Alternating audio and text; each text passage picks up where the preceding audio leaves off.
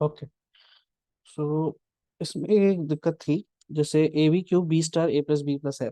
ये सही है, इसमें कोई बहुत बड़ी प्रॉब्लम नहीं है, but this can be shortened.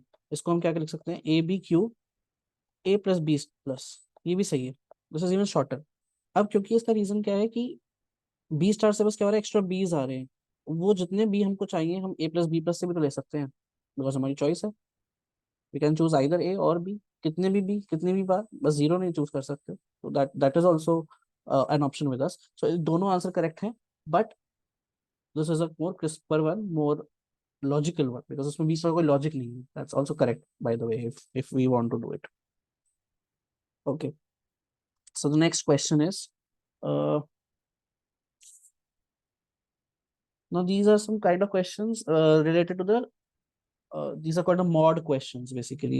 कि जैसे पहली चीज है, लैंग्वेज दे रखी है हमको w such that mod of the mod of w mod 3 is 0 and the language is over, sorry, the sigma is ab।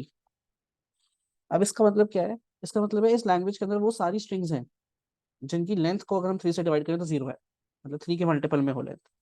तो क्या क्या आ जाएगा इसमें, कुछ भी। एक तो एप्सिलॉन आएगा ही आएगा, ऑफ कोर्स एप्सिलॉन के बिना तो काम नहीं चलेगा। Epsilon mod 3 is also 0। उसके बाद A B A, B B B, B B A, B A B, and so on. फिर 6 लेंथ की स्ट्रिंग्स आएंगी, 9 लेंथ की स्ट्रिंग्स आएंगी, एंड सो ऑन।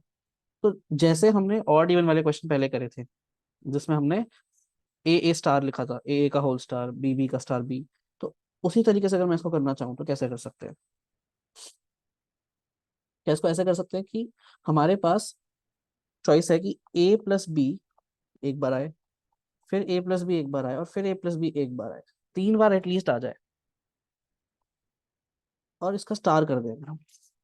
स्टार से एप्सिलॉन भी आ गया, इससे क्या जनरेट होगा, बेसिकली इससे एप्सिलॉन जनरेट होगा। फिर आएगा कि एक 3 लेंथ की स्ट्रिंग बनानी है जिसमें ए हो या बी हो, ए हो या बी हो, और फिर से ए हो या बी हो। तो ये सारे कॉम्बिनेशंस बन जाएंगे, और फिर इन्हीं के मल्टीपल कॉम्बिनेशंस बार बार।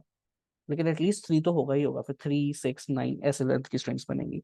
एप्सिलॉन और ए बी सब कुछ जनरेट हो सकता है इससे। तो इसको लिखने का एक फॉर्मेट और है, ए प्लस बी का क्यूब का स्टार। अभी ऐसे कितने भी क्वेश्चन बन जाए, मैं मॉड 5 लगा दूं, डब्ल्यू बी मॉड 5, तो उसका आंसर क्या आ जाएगा, ए प्लस बी 5 का होल स्टार। अच्छा, अब मान लो कोई मल्टीपल चॉइस टाइप चीज है, या कोई क्वेश्चन दे रखा है, उसमें डिस्क्रिप्शन पूछा है कि मान लो रेगुलर एक्सप्रेशन दे दिया और बोला कि इसको डिस्क्राइब करो क्या है। तो इसको लिखने का एक तरीका ये और हो सकता है कि मैं एप्सिलॉन कर दूं अलग, plus A plus B 5 plus, this is also correct, this is also the same thing. So these are the different ways in which we can write the regular expression for these kind of questions. अच्छा, अब अगला है, इसमें तो हमने string की बात करी थी। अब अगले में हम इंडिविजुअल सिंबल की भी बात कर सकते हैं, जैसे regular expression for the language L is equal to W belongs to A B star, मतलब ए बी की कोई भी स्ट्रिंग हो सकती है, such that N A W mod 3 is 0। मतलब W एक स्ट्रिंग है जिसमें ए और बी का कोई भी कॉम्बिनेशन आ सकता है, लेकिन number of A in W should mod 3 should be 0। मतलब उसके अंदर जो ए है वो 3 का मल्टीपल होना चाहिए। इसका मतलब क्या है, मिनिमम स्ट्रिंग क्या होगी, बी, सॉरी, मिनिमम स्ट्रिंग होगी एप्सिलॉन। इसमें ए कितने हैं, 0, ये भी चलेगा। फिर सिंगल बी अगर आ गया, ये भी चलेगा, नंबर ऑफ एज इसमें भी 0 है।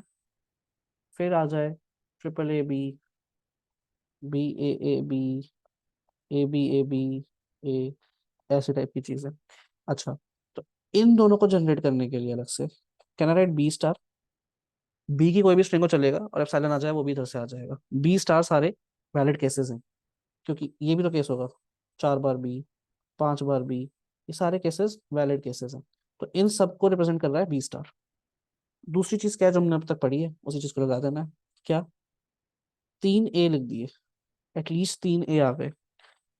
अब इसके आगे पीछे कितने भी बी आते ना चलेगा, ये मिनिमम स्ट्रिंग का केस हो गया। अब इसका स्टार, इससे कितने भी कॉम्बिनेशन आते हैं, एप्सिलॉन यहाँ से भी जनरेट हो जाएगा वैसे तो। So what will be left is B star plus B star, A B star, A B star, A B star, the whole star. This will give all the strings with A such that number of A mod 3 is 0. This is a kind of question. अच्छा, अब एक चीज आती है, ये हम कर चुके हैं उसका, लेकिन मुझे क्या कराना है, regular expression of language over 0 1 such that, इसके दो पार्ट्स हैं, A all strings end in 0 1 and B है all strings end in all strings do not end in 0 1। दो केसेस है। अब इसको कैसे करेंगे, इसको करने का क्या तरीका है, ये तो हमने करा हुआ है, all strings ending in 0 1 कैसे करेंगे, 0 + 1 star 0 1, ये हमने करा हुआ है, this we have already done, so this is easy। अब all strings do not end in 0 1, फिर से केसेस, अगर 0 1 में एंड नहीं हो रहे, किसमें एंड हो सकते हैं, 0 0 में, 1 0 में, 1 1 में, ये तीन केसेस हैं जिसमें वो एंड हो सकते हैं अगर 0 1 में एंड नहीं हो रहे, अगर हमारी स्ट्रिंग अल्फाबेट ये है।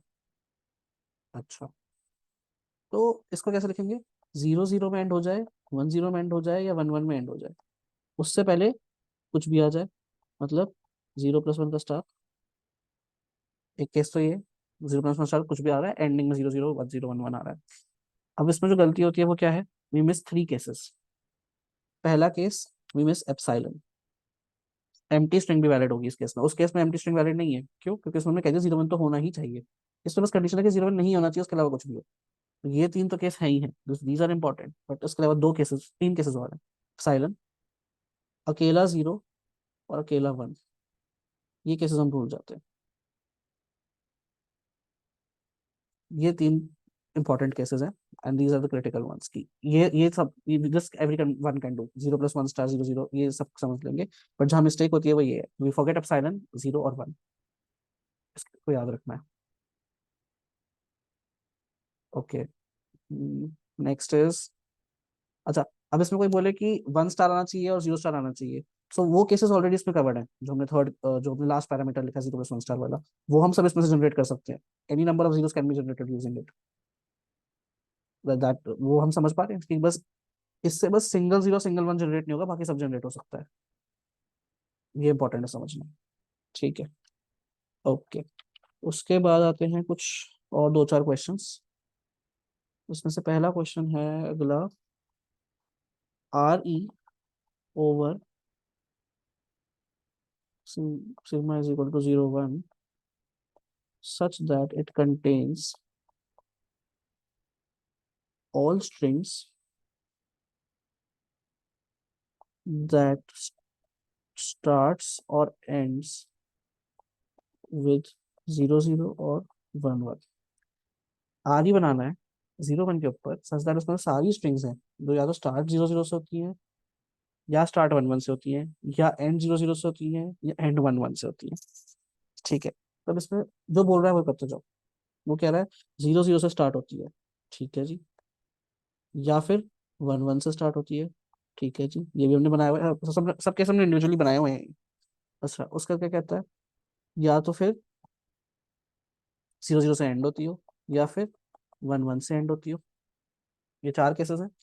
बस अब इनको कंबाइन कैसे कर सकते हो, कंकैटिनेशन वाली चीज कॉमन, 0 + 1 1, 0 + 1 स्टार प्लस 0 + 1 स्टार, 0 0 + 1 1, ये आंसर है। अच्छा, अब मैं अगर इसको ये लिख दूं क्या सही होगा, I am again repeating this, 0 + 1 star, 0 + 1 1, ये कॉमन वाली चीज मतलब क्या इसमें हम कर सकते हैं, नहीं, because we specified the order, इसमें कुछ कॉमन नहीं निकलेगा, नथिंग इज कॉमन इसके आगे, this is the final answer for this.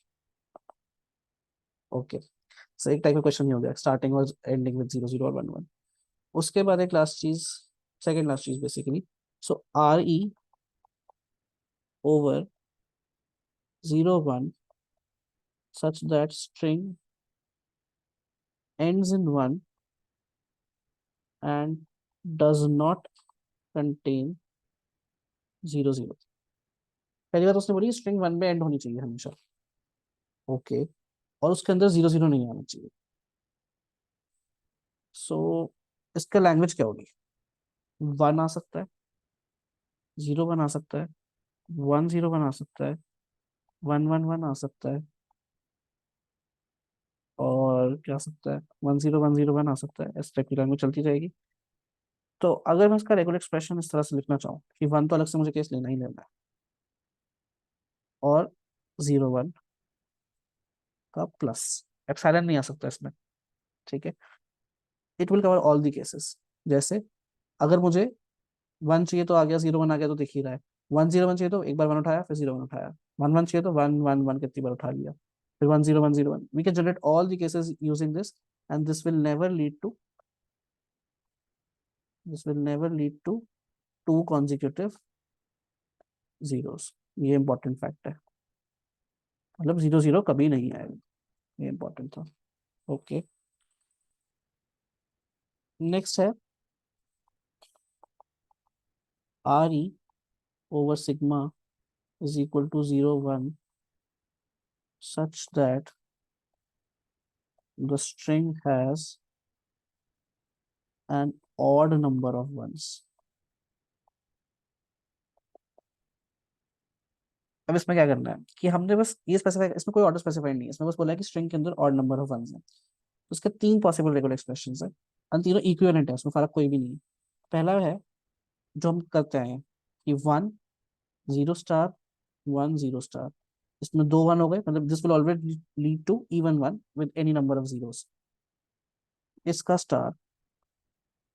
और बाहर अब क्या करना है, कौन से केसेस रह गए, वन से पहले कितने भी जीरोस आ जाए चाहे ना आए, फिर से वन जीरो स्टार। इससे we have catered the need for odd number of ones।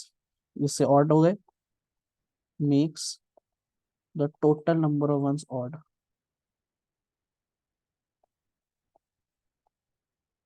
क्योंकि दिस ब्रैकेट, दिस जो ये वाला ब्रैकेट है, ये जनरेट करेगा, generates what, even number of ones. अब इसका एक और इक्विवेलेंट है क्या, इसी चीज को अगर मैं ऐसे लिख दूं कि मैं जीरो स्टार जो वन है वो बाहर रहने देता हूँ, जीरो स्टार अंदर चला गया, one zero star one star zero star, ये भी केस है, दिस इज ऑल्सो वैलिड। और इसी का एक और इक्विवेलेंट रेगुलर एक्सप्रेशन बन सकता है, zero star one zero star one zero star star one zero star, this is also valid again. So इसके थ्रू हमने हमेशा वो बना के रखा है कि we will always get odd number of ones. अब इसमें क्या हो रहा है, बेसिकली इधर से हमको मिल रहा है इवन वन, ये ऑड बना रहा है, और ये बाद में जीरो को एक बार कैफे कर रहा है। इसको अगर अंदर भी रखेंगे तो भी कोई दिक्कत नहीं होगी, I guess that's also fine. And then इधर इसको अगर अंदर भी लगे तो कोई दिक्कत नहीं है बेसिकली।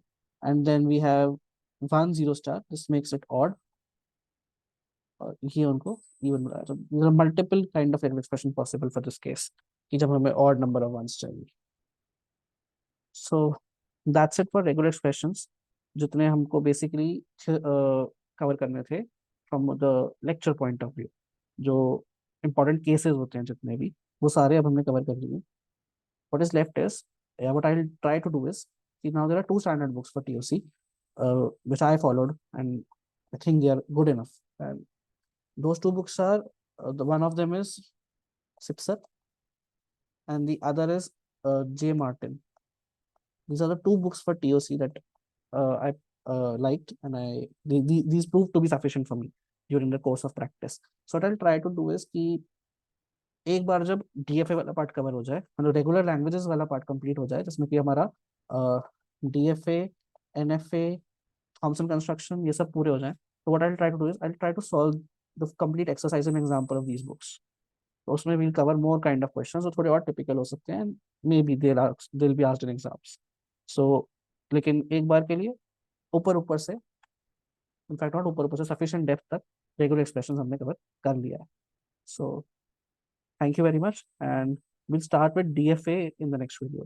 कि उसमें हम पूरा एक बार समझ लेंगे थियोरेटिकली कि डीएफए होता क्या है, and then we'll start with the questions again. DOC is all about questions. Okay, so thank you.